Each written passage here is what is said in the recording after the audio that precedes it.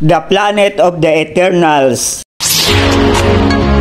Today is September 29, 2025. Let us continue the revelation of the Elohim to the modern prophet Rael. The Eternals are people who have no death, because if they die, a scientific intervention is being done to live again. This process is called human cloning.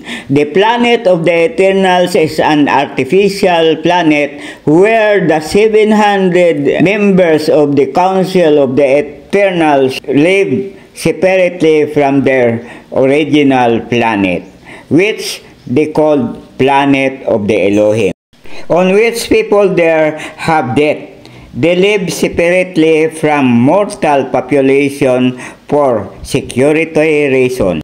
These Eternals are the ones who are governing their planet. Here in this planet live also 8,400 people from Earth who already died, but because of their specialized deeds while living on Earth, was qualified to be cloned and live in this paradise planet eternally. Tonight, 8:30 on my YouTube channel, Stories of Uncle Paeng, I'm going to discuss in details how is life in this planet.